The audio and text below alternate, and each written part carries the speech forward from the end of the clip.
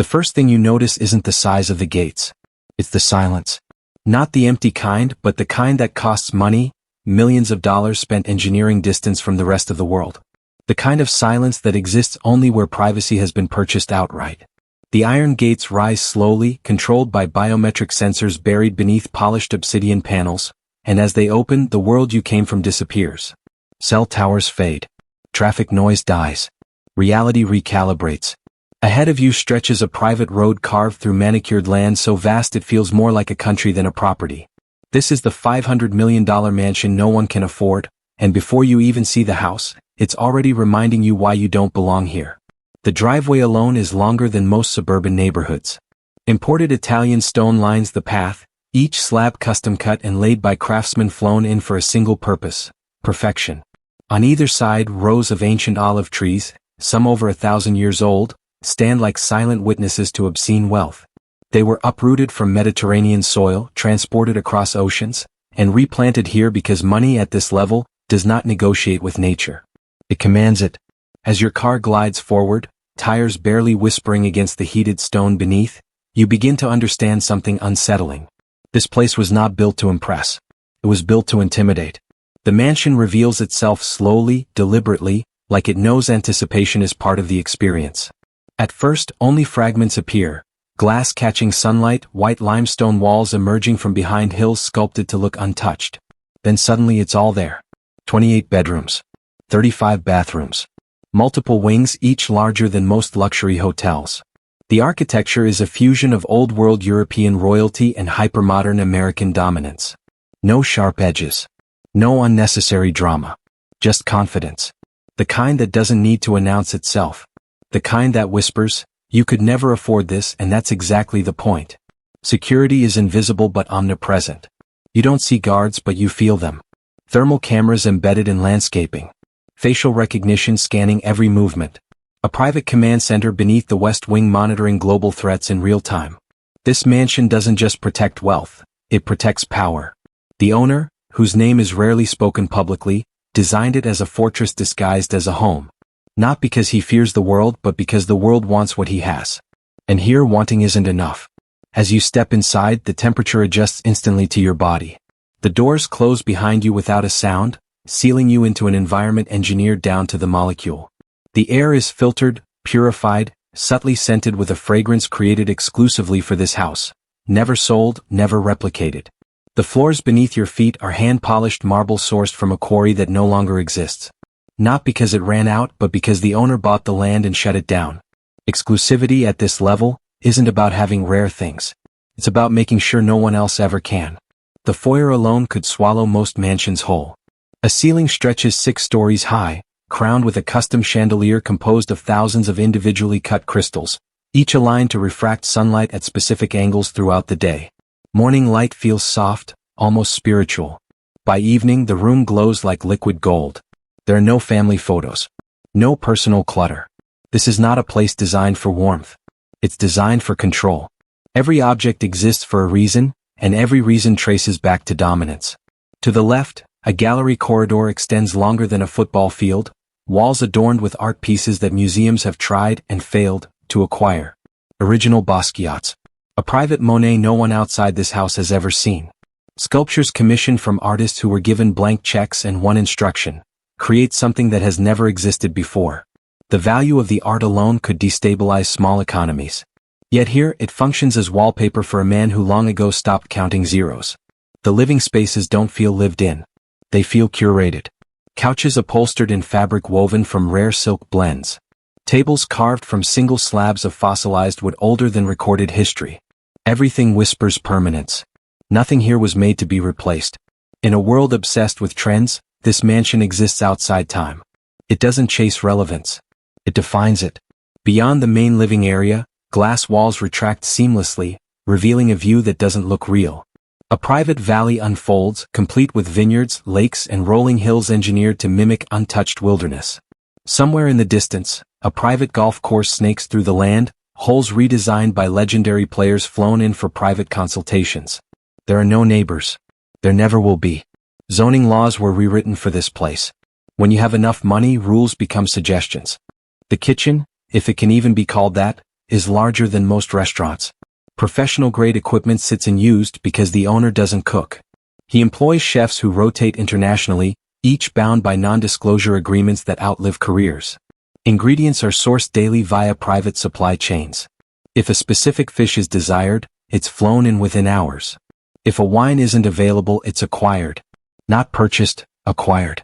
There is a difference here, and everyone who works within these walls understands it. Upstairs, the master wing is not a bedroom. It's a domain. A private elevator opens directly into a personal sanctuary overlooking the estate. The bed faces floor-to-ceiling glass, offering uninterrupted views of land no one else will ever walk on. Hidden panels reveal a panic room disguised as a minimalist lounge. A private medical suite sits adjacent, staffed on call 24/7. Even sleep here is optimized. Lighting adjusts to circadian rhythms. Soundproofing ensures absolute quiet. Dreams are uninterrupted when you own the night itself. And yet, despite all of this, the mansion feels empty. Not hollow but untouched by chaos. There are no children's toys. No signs of family life. This is a place built by someone who values control over comfort, power over connection. The kind of person who didn't grow up rich, but decided one day that the world would never again tell him no. Every hallway, every room, every impossible luxury is a reminder of that decision. Down below, hidden beneath layers of reinforced concrete, lies the most expensive part of the house, though few ever see it. A private vault complex housing assets not tied to any nation. Gold. Rare artifacts. Digital cold storage systems rumored to contain enough wealth to influence global markets. This mansion isn't just a home. It's a financial instrument. A silent player in the game of power that most people don't even know exists. Standing here, surrounded by perfection engineered through unimaginable wealth, one truth becomes painfully clear. This mansion was never meant to be owned by many. It was meant to exist as proof. Proof that there are levels to life most people will never reach. Proof that luxury, at its highest form, stops being about enjoyment and starts being about separation. This isn't a dream house. It's a line drawn in stone between those who can imagine wealth and those who command it. And as you walk back toward the exit, past art that could buy cities and hallways that echo with silence, you realize the most shocking thing of all. The price tag isn't what makes this mansion unaffordable. It's the mindset required to build it in the first place. The true heart of the mansion isn't above ground. It lies beneath it, hidden from sunlight and from anyone who hasn't earned the right to descend. A private elevator, accessible only through biometric clearance and a rotating encryption sequence, glides silently downward past levels that don't exist on any blueprint filed with the county. As the doors open, the air changes. Cooler. Heavier.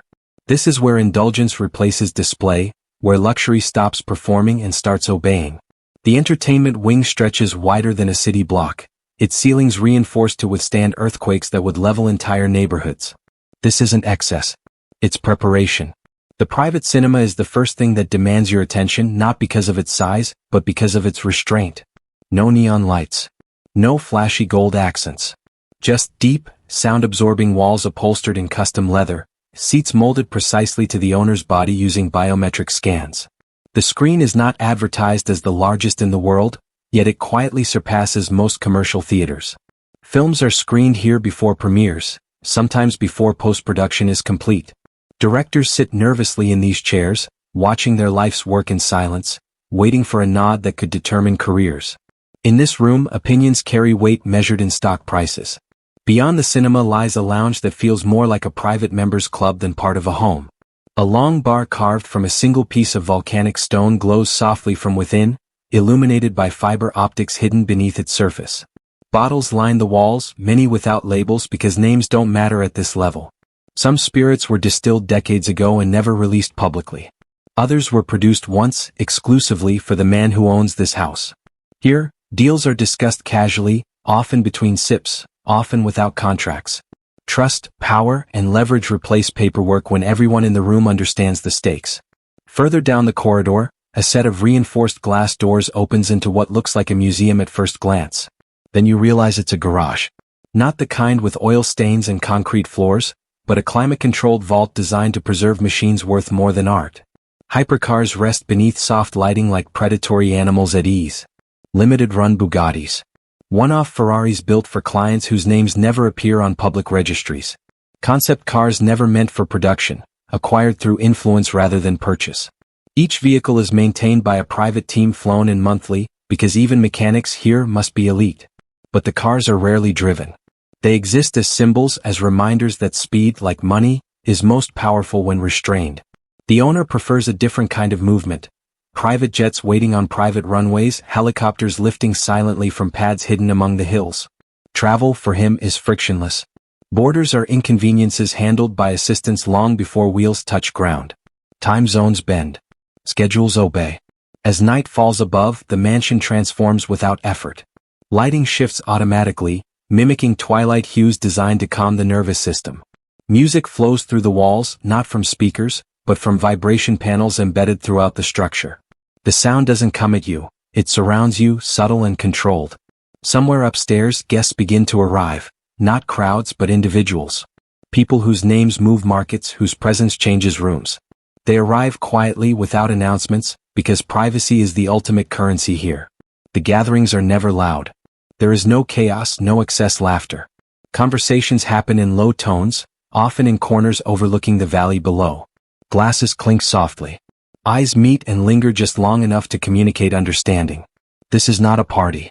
It's a convergence. Alliances form here. Futures are shaped here. Decisions made within these walls ripple outward, unseen by the millions who will feel their effects. The owner moves through it all like a shadow, rarely at the center, always observing. He doesn't need attention. He commands it by absence. When he does speak, people listen, not because he's loud but because he's precise. His words are measured. His silence intentional. This mansion reflects him perfectly. Everything excessive has been filtered out. Only what serves a purpose remains. Later, when the guests have gone and the valley sleeps beneath a blanket of engineered darkness, the house remains awake. Systems monitor air quality, security perimeters, global news feeds. In a private study overlooking the eastern edge of the estate, the owner sits alone. The room is modest by comparison. Dark wood, minimal decor, a single desk facing the horizon. No screens clutter the space. Information is delivered selectively on his terms. He reviews reports not for reassurance but for opportunity. This is where the story of the mansion truly begins, not with wealth but with intention. Because buildings like this are not born from inheritance or luck. They are the physical manifestations of a mindset forged elsewhere, in rooms far less forgiving than this one. Somewhere in this quiet, controlled solitude lies the answer to how a single individual came to command $500 million in stone, steel, and silence. And that answer has nothing to do with money. Long before the mansion existed, before the land was purchased and reshaped, before the silence was engineered and sold at an impossible price, there was a different kind of quiet. The kind that surrounds you when no one is coming to save you. The owner of this estate did not grow up among vineyards or private gates. His earliest memories belong to cramped rooms, flickering lights, and conversations held in half-whispers about bills that could not be paid. America likes to sell the fantasy that opportunity is evenly distributed, but he learned early that access is not the same as possibility. He was not born into circles where last names opened doors. He watched those doors close instead. Bank offices, boardrooms, institutions that smiled politely and said no. That rejection didn't break him. It sharpened him. While others dreamed of comfort, he became obsessed with control. Control over outcomes. Control over time. Control over the variables that kept most people trapped in lives they never chose. He didn't want wealth to enjoy it. He wanted it so he would never again be told what he could not do. His rise wasn't dramatic or loud.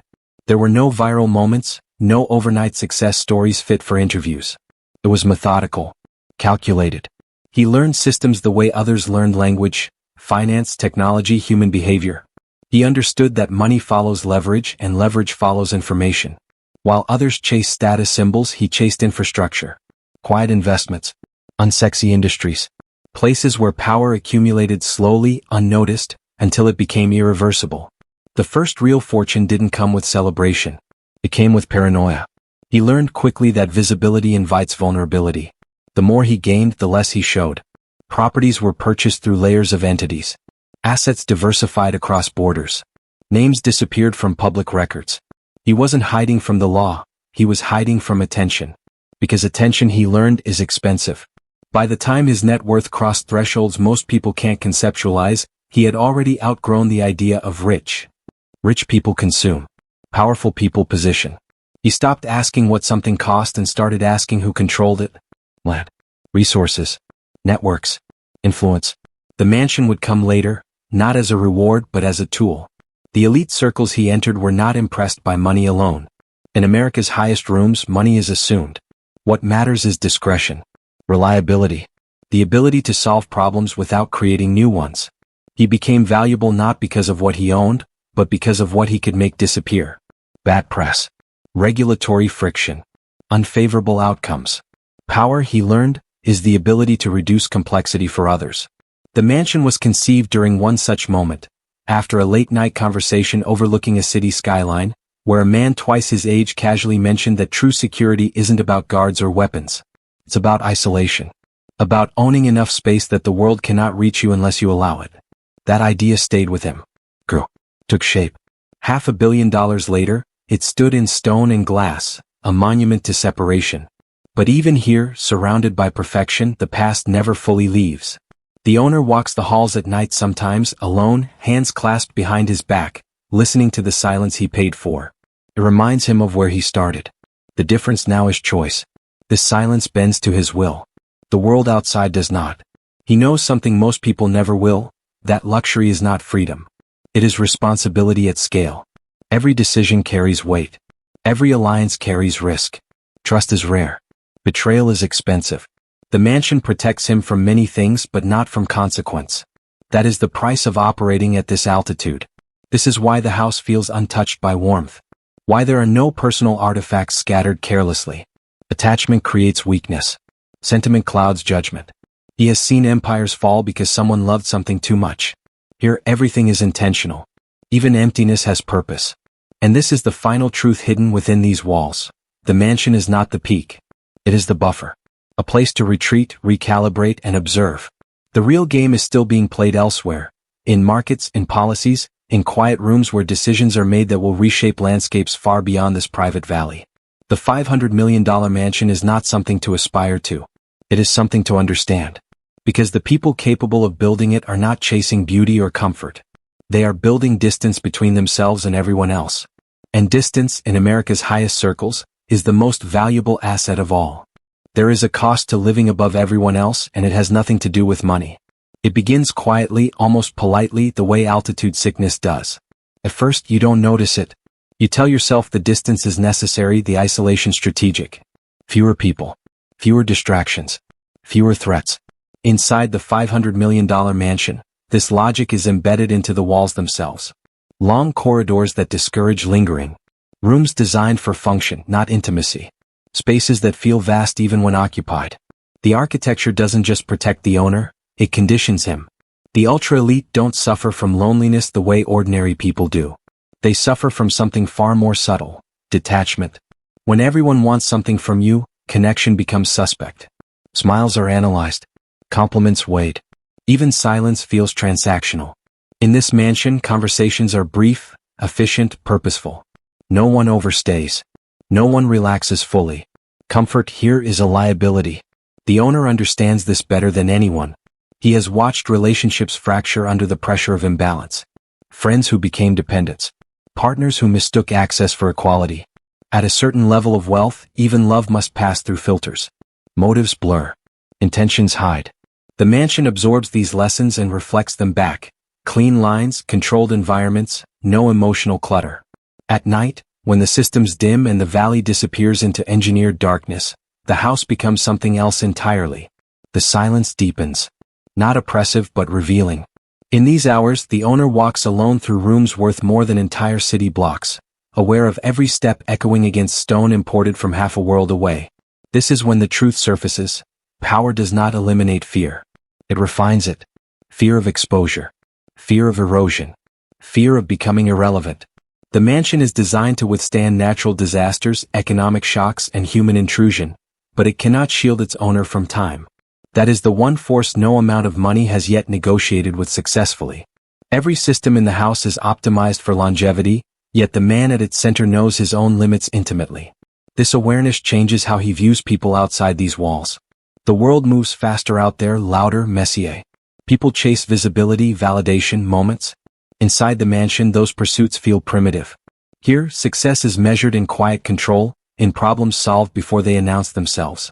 In outcomes shaped invisibly. The owner does not envy the crowd. He studies it. And yet, there are moments, rare, unguarded, when he wonders what it would feel like to live without calculation, to speak without strategy, to exist without consequence rippling outward. These thoughts are fleeting, dangerous. They are dismissed quickly, replaced by discipline. You don't reach this level by indulging hypotheticals.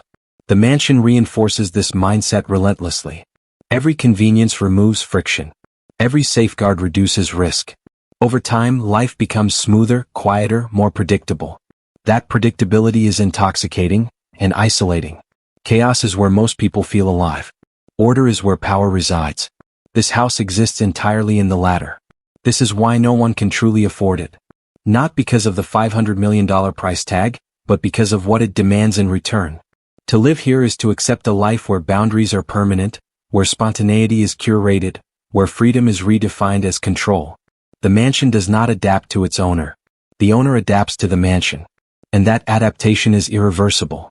Because once you have lived in a world where every variable bends to your will, the outside world feels unbearably crude. Its noise grates. Its inefficiencies frustrate. Its unpredictability threatens. The mansion becomes not just a home, but a lens through which everything else is judged and found lacking. This is the final separation. Not between rich and poor, but between those who live inside systems and those who become them. By the time morning returns to the valley, the mansion is already awake. Not because anyone stirred, but because systems recalibrated, light adjusted, and the world outside was once again held at a controlled distance. From above, the estate looks less like a home and more like a boundary, an invisible line separating one way of existing from all others. This is what $500 million ultimately buys. Not luxury, not comfort, but separation refined into an art form. The mansion was never meant to be envied. Envy implies desire, and desire implies accessibility. This place rejects both. It exists as a statement without words, a physical manifestation of a truth most people sense but rarely articulate. That there are levels of life you don't climb gradually. You either cross into them entirely or you remain outside forever. For those who pass through its gates, guests, associates, observers, the experience lingers long after they leave. Not because of the cars or the art or the impossible scale, but because of what it reveals about the nature of success at its highest tier. Here, achievement is not celebrated publicly. It is protected privately. Wealth is not displayed, it is weaponized through discretion. Power does not announce itself. It waits. The owner understands this better than anyone. He did not build the mansion to prove he had arrived. He built it because arrival at this level is dangerous. Visibility invites erosion. Familiarity breeds leverage. The house is his buffer against both. A place where he can think without interruption, observe without exposure, and exist beyond the reach of ordinary consequence. And yet even he knows the mansion is not an end. It is a pause. A vantage point. Power never settles. It shifts, adapts, moves on. The house will outlive many of the deals made within it. It will stand through economic cycles, political shifts, cultural revolutions. Stone remembers longer than people do. For the outside world, the mansion will remain a headline, a thumbnail, a symbol of excess debated endlessly by those who will never see its interior. Some will criticize it. Others will romanticize it. Most will misunderstand it entirely. They will assume it represents indulgence, when in reality it represents restraint taken to its extreme conclusion. Because to live here is to give up more than you gain. To trade spontaneity for certainty. Connection for control. Chaos for order. The price is not measured in dollars but in distance. From others, from unpredictability, from a version of life that thrives on noise instead of precision. That is why no one can afford this mansion. Not the billionaire chasing validation.